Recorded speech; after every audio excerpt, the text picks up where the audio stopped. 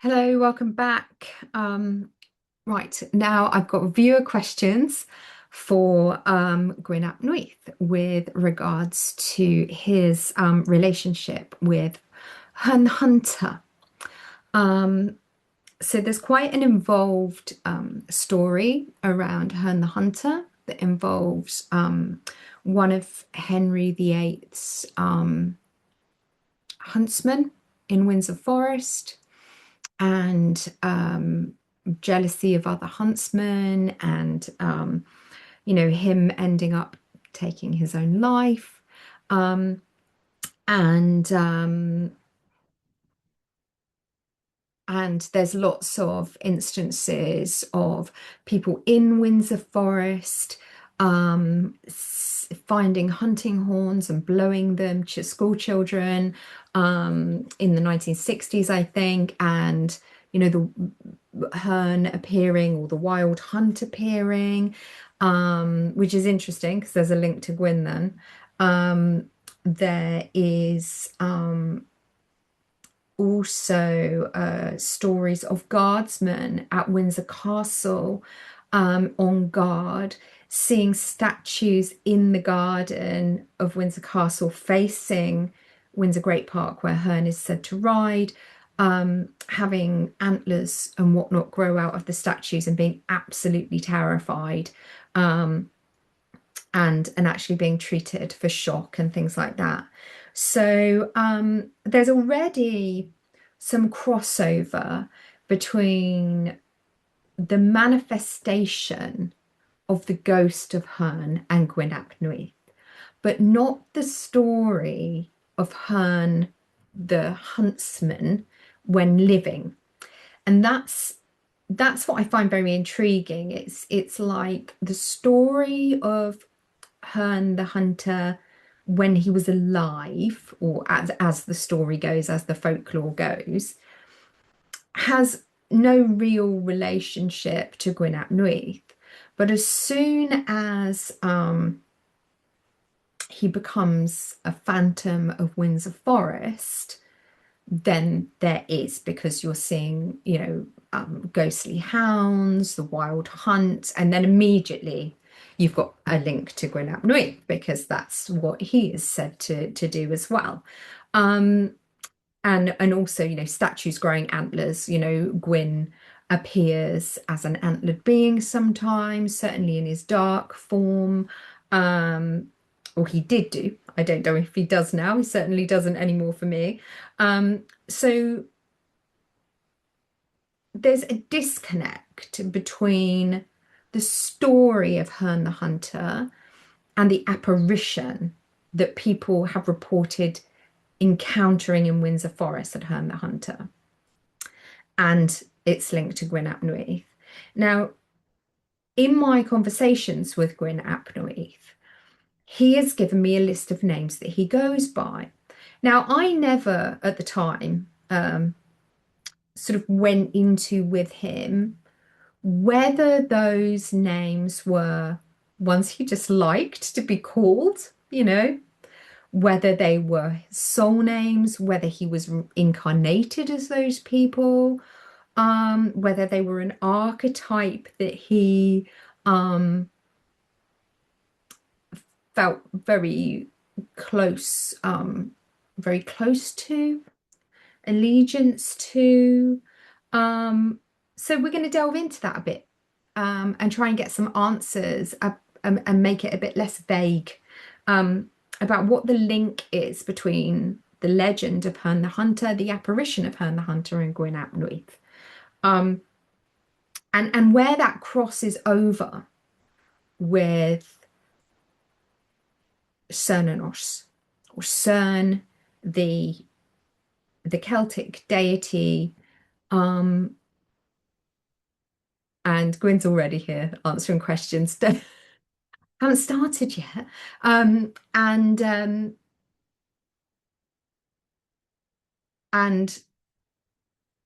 and Cern, and yeah, the folk memory of that. And where does it all converge, really, is where we want to get to the bottom of it. So, Gwyn, will you talk to me through the pendulum? Said, and I'll talk to you through your ears. Thank you. Yes, well, thank you. It's always lovely to hear your voice, my dear. Um, okay, so these are your questions. It makes me laugh. If I go into fits of giggles, I do apologise because he does make me laugh. Sometimes intentionally, sometimes unintentionally. Right. Um, is the legend of Herne the Hunter true? Yes. Okay, let's delve into that a bit more.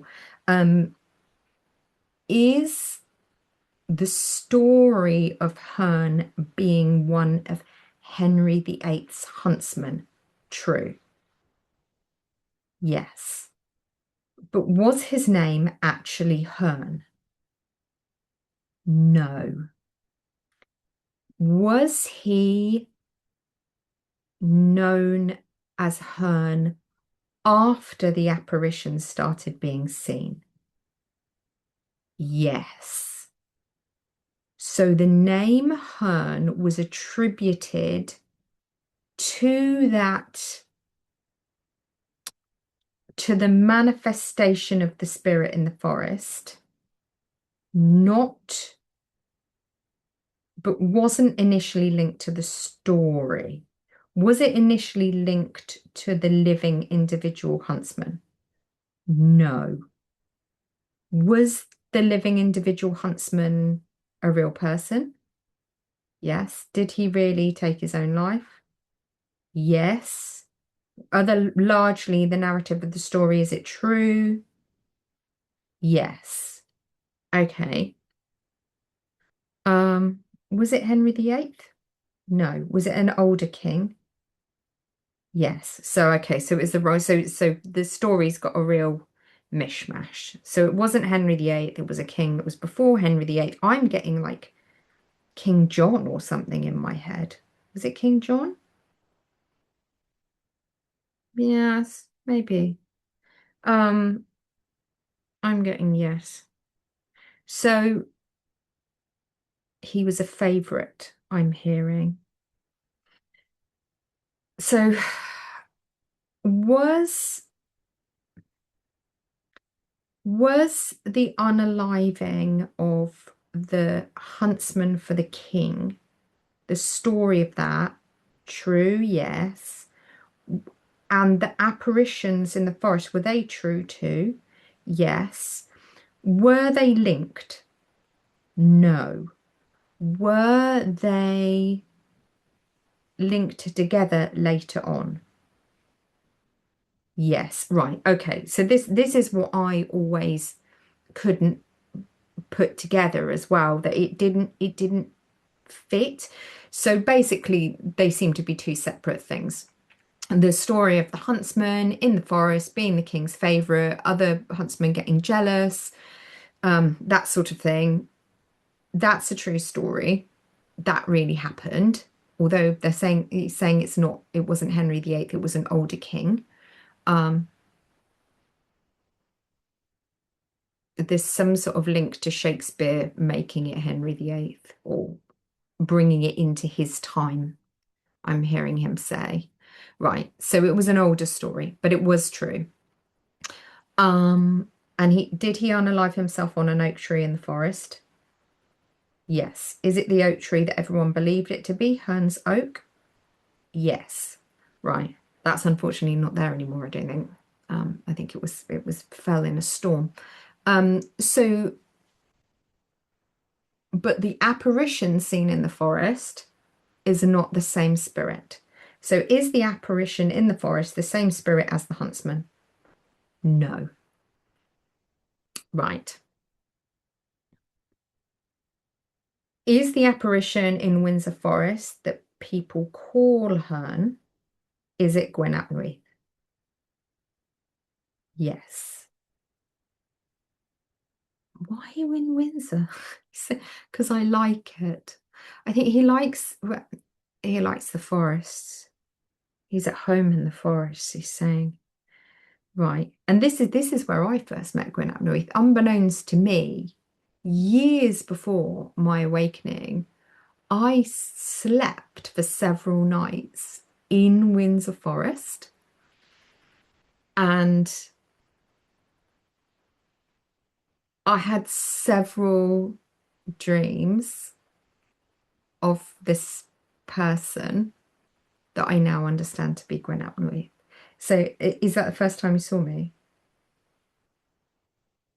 Yes. Yeah, I thought so. Right. Totally aside. Um, right. So the link is not between the huntsman other than the wild hunt. Is that how the link got made between this huntsman in the forest and the wild hunt being seen in the forest because this guy was a huntsman? Yeah, he's saying yeah, but they weren't actually linked at all. No, they weren't. Right. Okay. So let's completely forget about the story of the huntsman who took his own life in Windsor Forest, because although that did happen, and Gwyn saying the injustice made him angry. Oh, Gwyn, did you haunt Windsor Forest before this? No. Right. Okay, so there is a link. There is a link, but it's not the link everyone thinks. So Gwyn decided to ride in the forest to scare the other huntsmen because the injustice of what had happened to this huntsman made him annoyed, basically. Righteous justice, he's saying. So, right, so that's how it all started. So there is a link, but it's not the link you think. So Gwyn rode the wild hunt through Windsor Forest initially to scare the other huntsman who had driven this other huntsman to unaliving himself because it was unjust. And he sort of took it upon himself to punish them. But then he's saying, but then it became fun. I wouldn't do that anymore, he's saying. Oh my God, he does make me laugh. So, right. Oh, right. Okay. So now he's saying, but now he's saying that then seeing the wild hunt is a sign, a symbol, he's saying, of a major change nationally or personally, which we know from stories of Edric the Wild and things like that as well. So so seeing them is symbolic of some major change, either a life event or nationally. So he then started to use the manifestations of the wild hunt in Windsor Forest as a more spiritual sign. Yes. Okay, that's what he's saying. He's saying yes, and the pendulum's saying yes.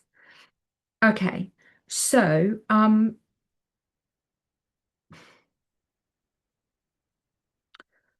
why in Windsor Forest, why are you known as Herne and not Gwyn?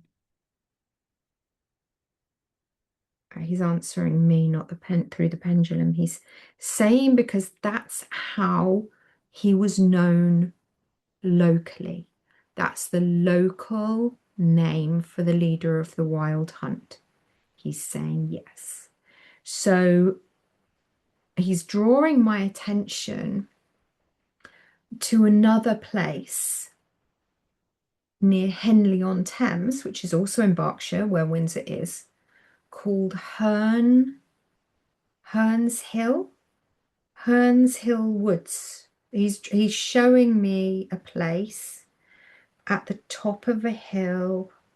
Well, no, down in a valley, but you go down, the road is at the top of a hill called Herne's Hill Woods, Herne's Woods. Just outside of Henley, on the Oxfordshire side of the river. And he's saying that whole area used to all be Windsor Forest. That whole part of Berkshire was all a royal hunting forest. Miles and miles, he's saying. And Herne was the name that they called him there, which is why he's called Herne when he's there. Spirit of the place, he's saying. Right. What we need to unpick is whether this is Gwyn ap Nuith the man, or whether this is Gwyn ap Nuith performing a symbolic archetypal role as leader of the wild hunt. Okay, hang on a minute. How am I going to ask this question? I've got to think of the right way to phrase it. So, Gwyn, um, were you known as Herne in that area when you were alive? Mm. He's saying yes and no. Oh, okay, right. Okay, so Herne is the Berkshire name for Cernunnos. Yes, for Cern. So in Dorset, they called him Cern because, right, okay. Oh my God, he's given me so much information now. Okay, so he's saying in Dorset, the antlered god was called Cern because of Cernunnos, because of, sorry, my computer's done something weird, because of the Germanic people there. So it became long-term Cern, but in Berkshire, it was Herne.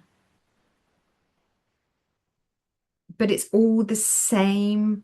It's Cernunnos, he's saying. So it's all the same. So how did Gwyn, right? Okay, so he's explaining to me now, just ditch the pendulum.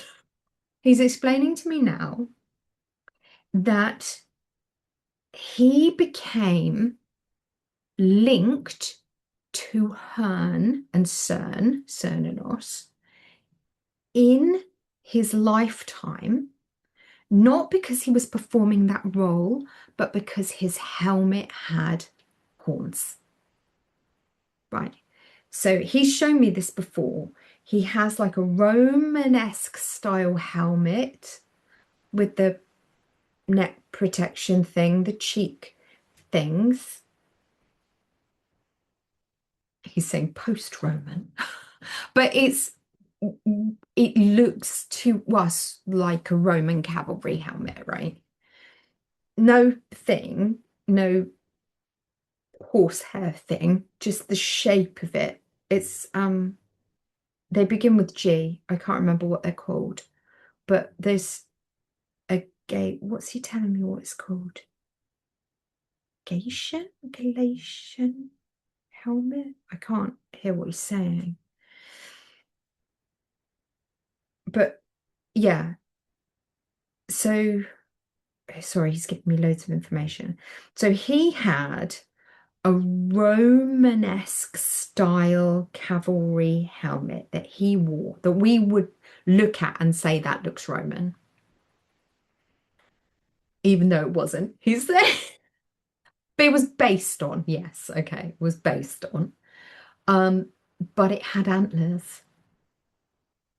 And that is why during his lifetime, he became associated with Herne because okay, so it's how he got the name the Bull of Britain, because of my antics, he's saying, but also my helmet, because he had a horned helmet. But when he, but word spread, and that's how during his lifetime he became linked to Herne, or Cern, or Cernanos, when he was alive as a person as Gwyn ap Nuith, because that was the link that people made when they saw him, and that was deliberate, he's saying.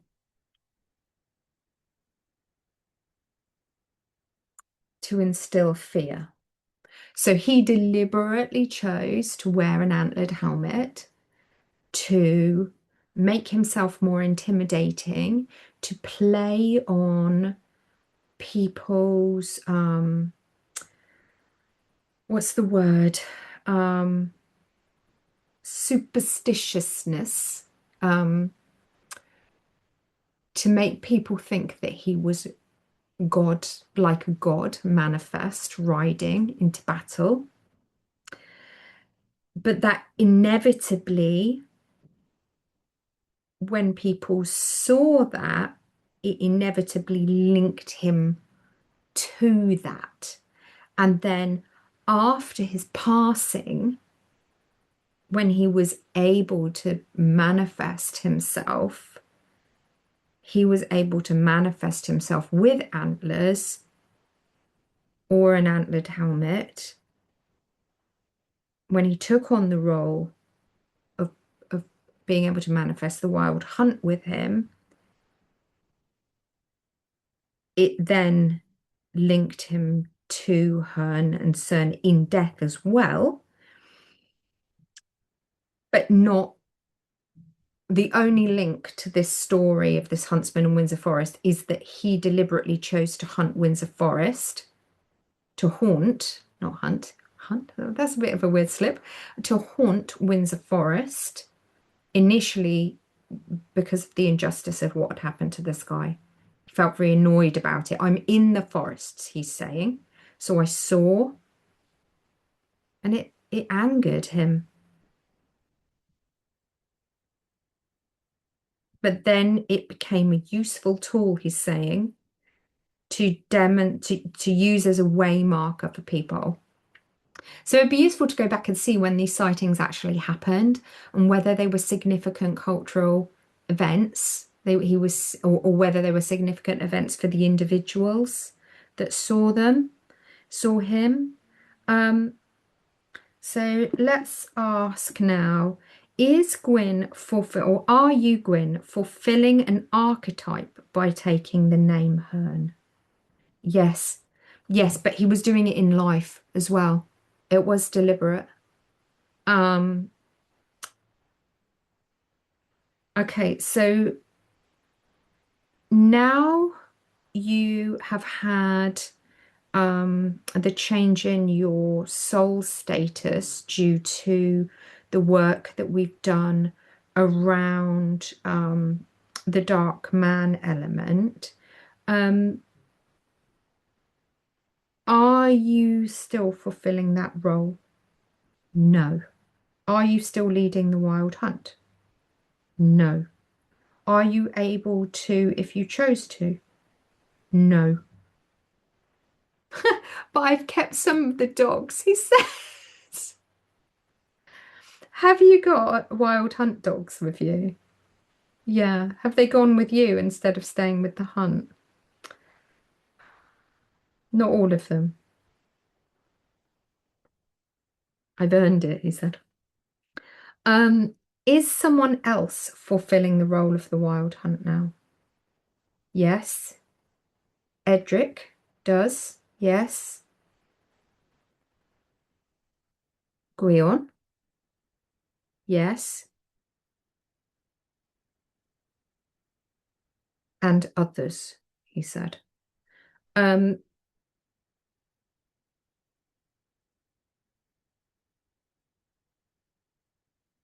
Okay. Have you become linked to Cernunnos, the deity, in death? No. So when you said to me that you like to be called Cern, is that simply because of the image that you liked to conjure in life? Yes. Like a human carnix, he's saying. Yes. So it's just to instill fear in the enemy. But it became a persona, he's saying. It became a persona that he enjoyed living up to. Yes, he's saying. Um, did you worship Cernunnos as one of your gods? Was Cernunnos one of your gods? No. Did Cernunnos end up being a sort of sponsor deity of you, though, even though you didn't worship him? Did he sort of watch over you and things like that because of your taking on of his mantle? Yes, he's saying. Okay. Um, okay. So is your soul, Gwyn, the same soul that Cernunnos was?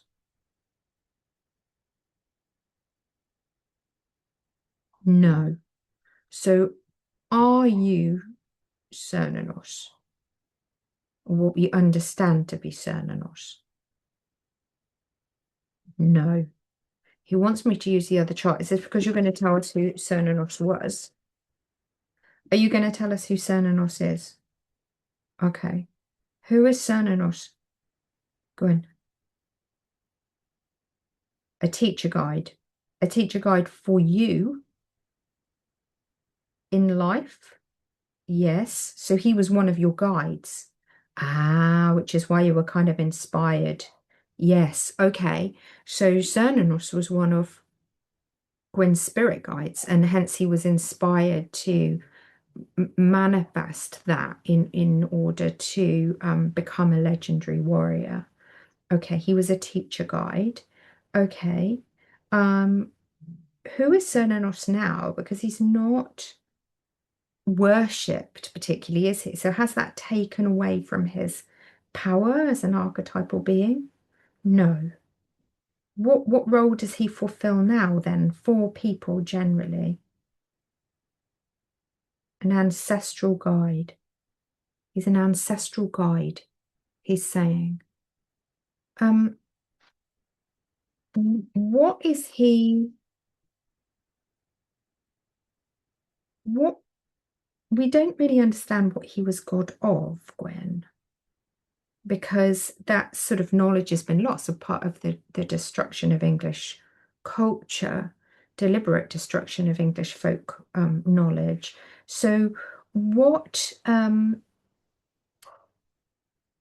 was he a god of? Souls, soul. What do you mean karma? Soul karma, destiny, animals. Oh, animal guides. So is he a god of animals? No. Is he a god of allotting animal spirit guides and destiny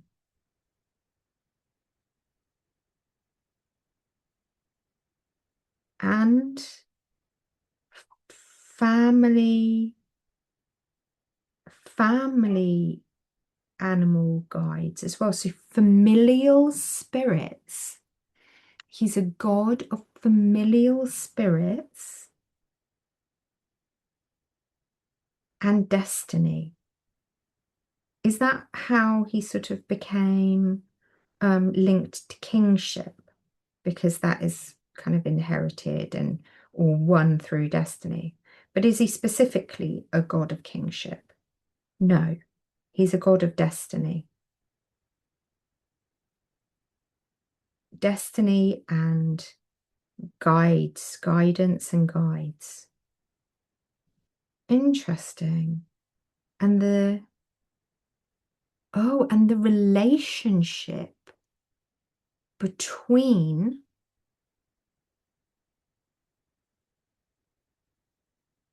animals that are in your life and your soul and helping with your soul path and protecting your soul. It's like, oh, he's showing me rather than telling me. It's like Cernunnos is the god of the roles and interaction between souls and familial animal spirits and helping you fulfill your destiny. Gwyn said you've not quite got it. I'm trying really hard, Gwyn. Um, so he said to me that he's lived that role many times over of embodying the antlered one. He showed me the Starcar headdresses. He showed me Herne at the time he was living, that kind of colloquial belief in Herne and him wearing the antlers. He showed me him being guided by Cern, even though he didn't worship him. He was he was an ancestral teacher guide in his spirit guides. And so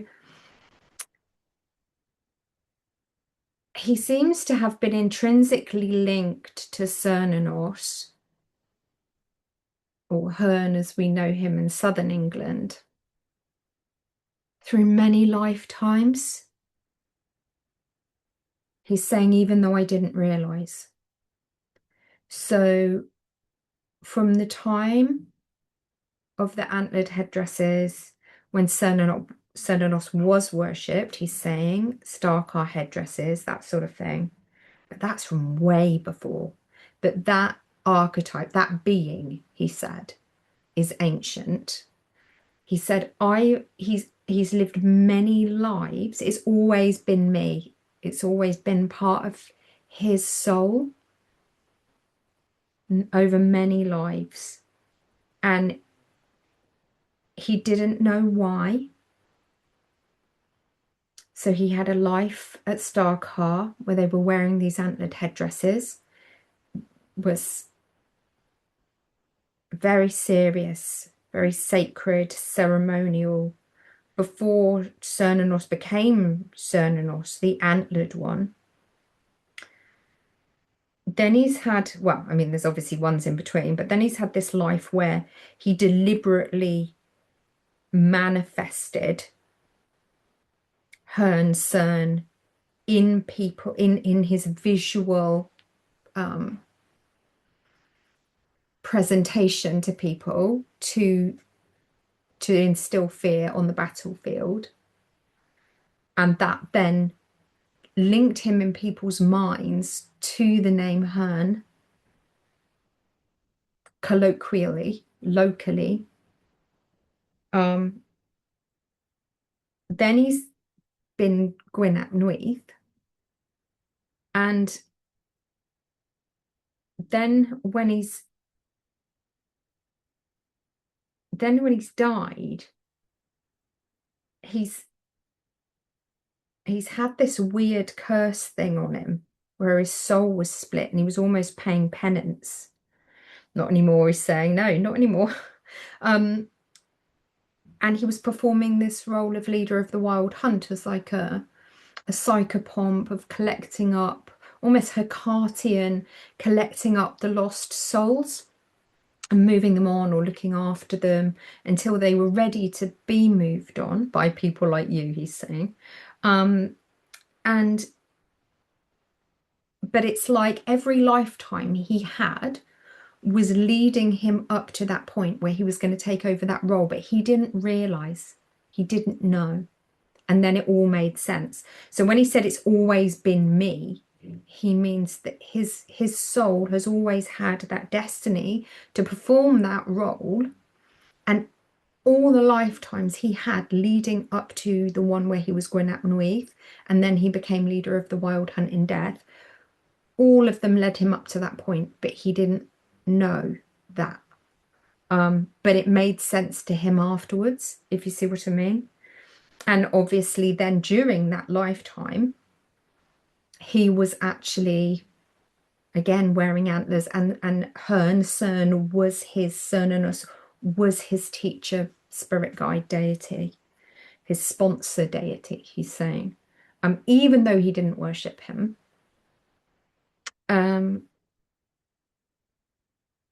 Okay. So that's his soul story, basically. And that's why he likes to be called Herne or Cern or Gwyn, depending on where you are in the country. You know, if you're in Wales, if you're in the Old North, if you're linked to the Old North ancestrally, he likes you to call him Gwyn ap Nuith. If you're in Glastonbury and you meet him, he likes to be called Gwyn, because again, that's a Brythonic land. Historically, he's saying, not now. He's always correcting me. It's hilarious. Such a pedant. He's laughing.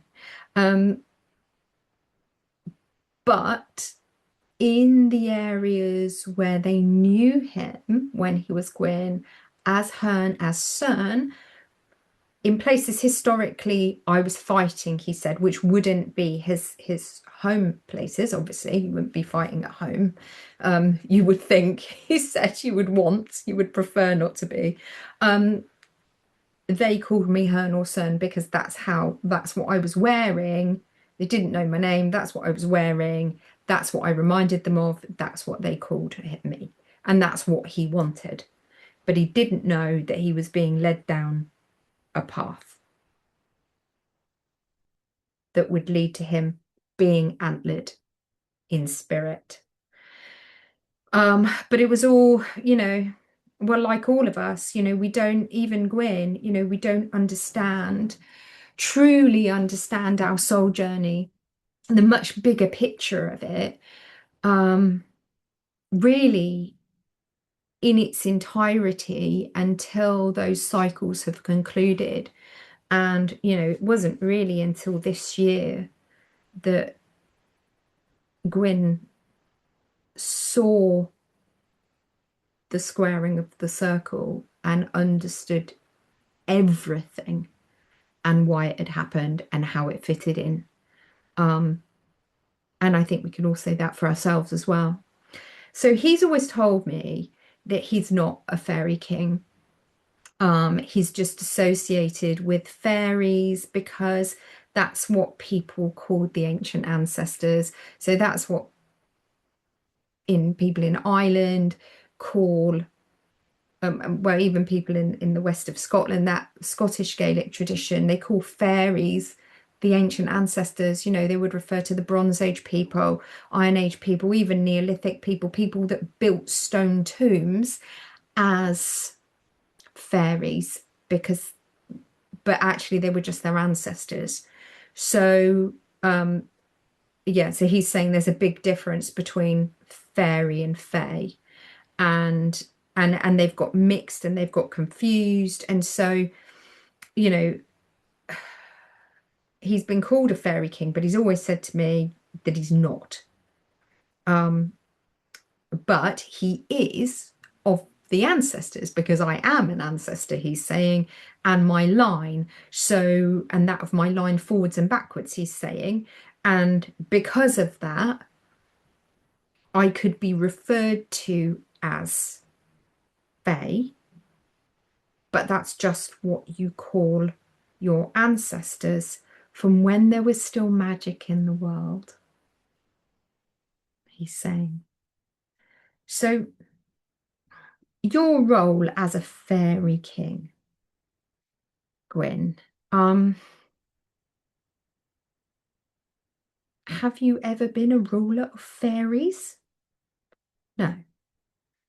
Um, okay, he's showing me the woods now. So as your role invariably links you to woodland, I like it there. He's saying he just likes to hang out in woods. Historically, your role of being in woodland or being seen in woodland, did that intrinsically bring you into contact with what we actually would understand as being fairy beings? Yes. But have you ever ruled over them? No. Have you ever joined forces with them? A little, yes, occasionally, he's saying.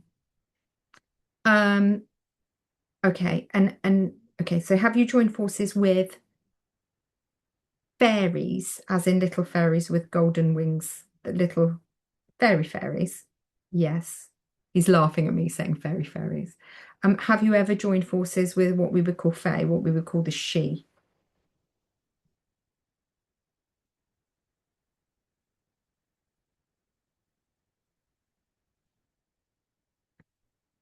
Yes. Is that where he's telling me that's where, is that where the hounds came from? So the hounds of the Wild Hunt, are they, that were they given to you? Were they given to you by the she? By Faye? Yes, enchanted, he's saying. Enchanted hounds. Interesting. So there is some crossover there because the hounds of the Wild Hunt are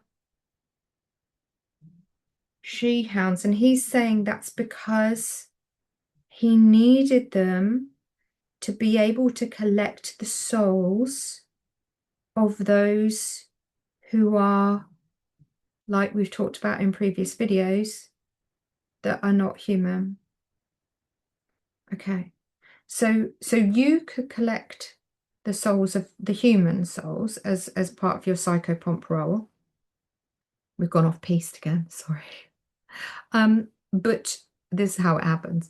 Um, but in order to collect the souls like those that are she souls in human bodies, you needed the hounds from the she. Yes.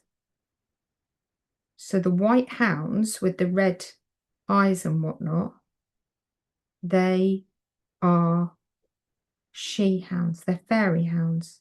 Fae, he's saying. Not fairy, fae. Okay. And then he's saying that that was his ancestral dharma. So he's saying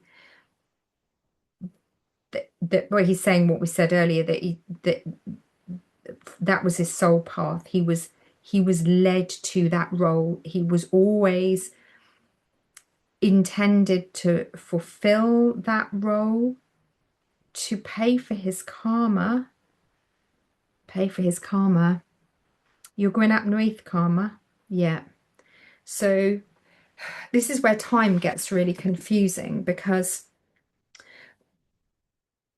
he's saying that even before he was incarnated as Gwyn ap Nuith, hundreds of years, maybe even thousands of years, if you talk about his incarnation in Stark-Har, thousands of years potentially before he was incarnated as Gwyn ap Nuith, it was already destined that he would be leader of the Wild Hunt to as like penance for the actions of his lifetime as Gwyn ap Nuith. So we would understand that to be before it happened, but he's saying, but it had already happened. And this is where quantum physics and spirituality gets all merged up and very confusing. If you're not a physicist, it becomes extremely confusing about our perception of linear time and actually time and how time is actually expressed in the quantum field, he's saying. He thinks this is hilarious because he knows that I'm not a physics brain and it hurts my head. Um, but so that's really interesting because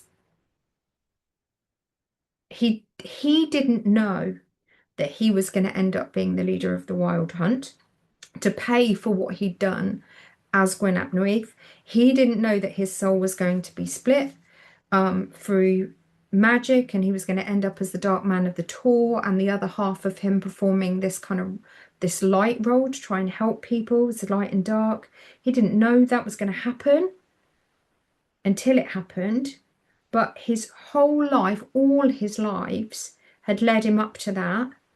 And during his first incarnation, it was already determined that that would happen, even before he carried out in linear time the deeds that would require him to do that karmically. It was like it was a package all in one, predetermined. I'm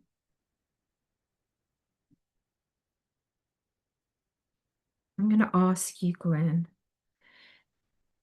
We've discussed this in a previous video about she souls, fae souls,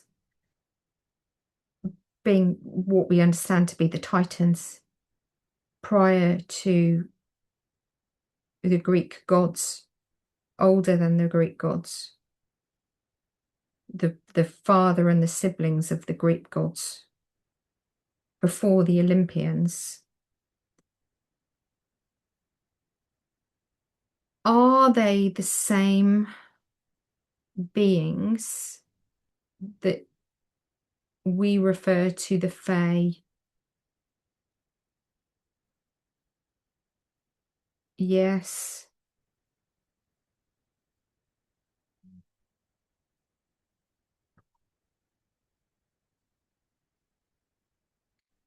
He's saying spirit karma and ancestral dharma. So he's talking about like familial destinies. Familial destinies. But are you one of those souls, Gwyn? Is your soul a Titan? Of course it is. Of course it is. It has to be. It has to be. And is that how you've ended up linked to the Fae and having them help you and you having these hounds to collect these souls because they're your soul family? Yes. Or not, no. Well, yes and no. So, okay. So they're his type of soul, I should say. They're not your soul family because you'll have a smaller soul group. Yes. So they're not all your soul group. No. Some of them were. Yes. But they're your type of soul. So you were able to perform that psychopomp role for humans and what we understand to be Titans. Yes. And this opens a whole nother Pandora's box, which we will be going into in another video about the different types of souls and where they come from and why they're here now. So there you go. That's our Q&A. Thank you very much, Gwyn, for helping us with understanding how you're linked to Herne the Hunter and Cernunnos. And I hope that's answered some of your questions and probably given you a whole load more. So any questions you want answering, anything you need to be unpicked from that, anything you desperately want to know, about that, please put your questions in the comments and I will make another video attempting to answer them with some very mischievous help from Gwyn.